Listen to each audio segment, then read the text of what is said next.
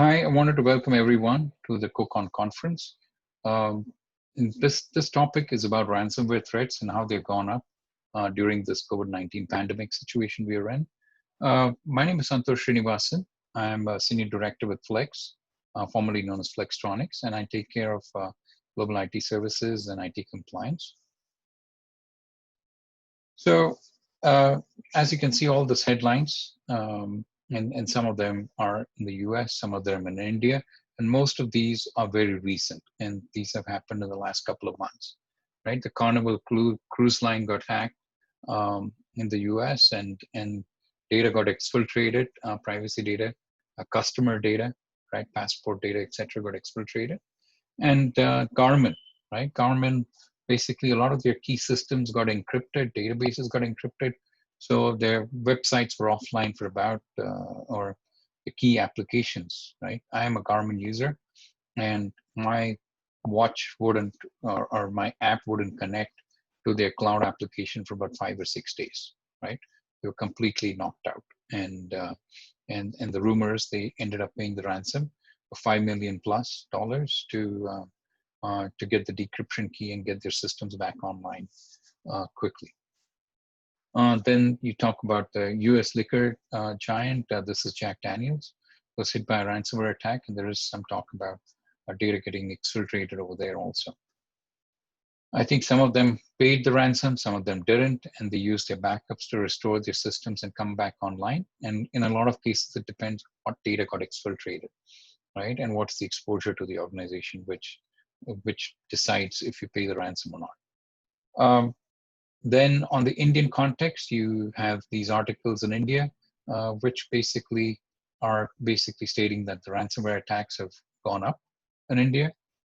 And there was a survey done by Sophos with some Indian organizations, and 82% of these organizations said that they were hit by a ransomware attack in the last 6 months. And a good percentage of them ended up paying the ransom, right? And you can see in the last article, it basically says ransomware attacks in India double in the June quarter, right? So in this basically dashboard, what you're looking at is basically number of ransomware attacks have gone up, right, by 44%, right? And the number of malware attacks have kind of come down by about 60%, but ransomware is on an uptick, right? And here you can also see that India has been one of the countries that have been heavily attacked in the Asia-Pac region, right?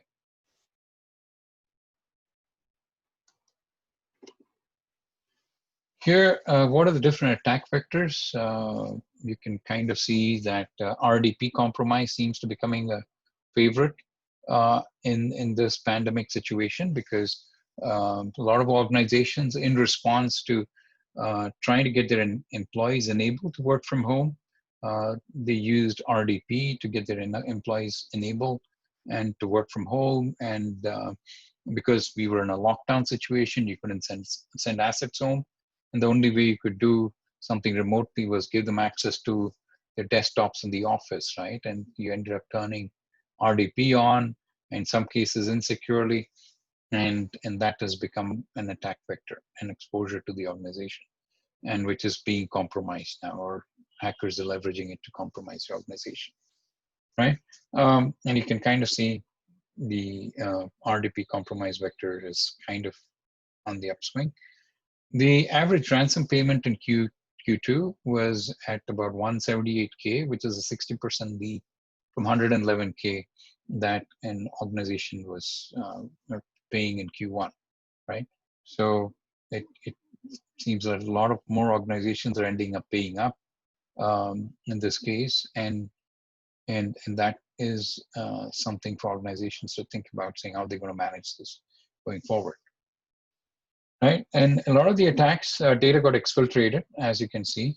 That is something that the hackers are looking at as insurance, saying they exfiltrate and then leak the information to just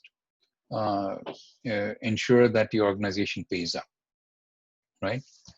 Going forward, what is the anatomy of a ransomware attack? This is your typical kind of ransomware attack, which is random in nature, or that attacker just sends a phishing email to a bunch of users, and someone clicks on it, basically, and basically the malware unpacks and executes on that user's machine, and then it basically talks back to the command and communication server, downloads the public key, and then encrypts the data on that user's machine, right? And basically then the user, and then you see the ransomware screen, which says, how do you communicate with the hacker and pay? What is the ransomware ransom that you need to pay to the hacker, right? So then you start to purchase Bitcoins and pay the hacker, and then he delivers the key, and with which you use to decrypt your data and recover from the situation, right? Now, in an advanced ransomware situation, what you're seeing is organizations are using, or hackers are typically, to get initial access, they're using RDP brute force. They're looking for vulnerable internet-facing systems or weak application systems to get their initial access. Then they engage in credential theft using all these different methods. Then they move laterally within your organization using these different tools, Cobalt Strike, or they use management tools that you use to manage your systems, or like tools like PSExec, which are quite prevalent in the Windows environment, right?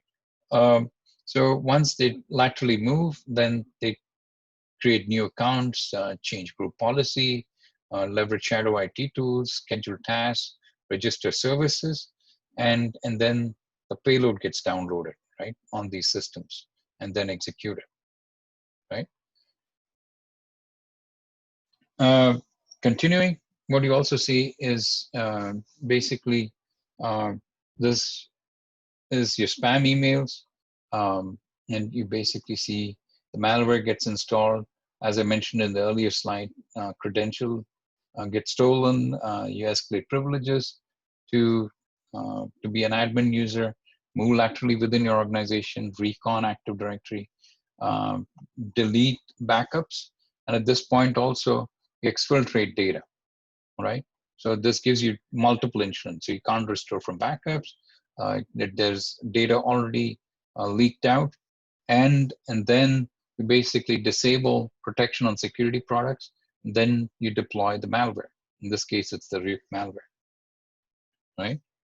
So when you kind of think, the traditional recommendation was make sure you got backups, backup, right?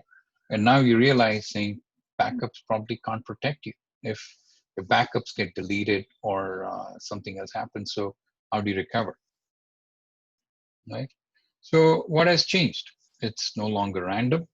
It's targeted ransomware is the new normal. So it's basically they target an organization, identify which people work in that organization. LinkedIn is a good way to identify what kind of systems they use, what vulnerabilities are there on the systems or applications that the organization uses, and use traditional ways of uh, uh, social engineering or your brute force attack to get on to that organization network. And in addition to phishing and other methods to kind of get your malware dropped into your victim's network, right? So attackers no longer just encrypt data; they exfiltrate data. So this is additional insurance for the hacker now. In addition, that one, you are down, your system's encrypted. Now your data is also exfiltrated, so there is risk of leakage of information, right? Intellectual property, customer data, or employee privacy data is exfiltrated out, and there's a risk of exposure of this information. Backups no longer provide adequate protection, right? And I mentioned that in the earlier slide. Most of the time, you're using online backups, right? And disk-based backups. And there's a possibility that if your primary data has got encrypted, then potentially your backup data is also going to get encrypted, right? So in addition to having online backups, organizations really need to start thinking about having offline backups to tape on some periodic basis and keeping them off-site, etc. So they, in a worst case situation, you can restore from tape and get your data back, right? Risk of exposure of sensitive data has gone up, as I've talked about earlier, and in addition to potential downtime. So what can you do, right? Have an incident response plan, which covers a ransomware scenario. Organizations need to be really clear what are they going to do around paying ransom, right? Make sure you talk to your legal teams. Make sure they'll have a common understanding of what you're going to do if a ransom has to be paid out, right? Also, in a lot of cases, you're going to work with a third-party organization to negotiate with the hacker and pay the ransom. So make sure those arrangements are in place, right?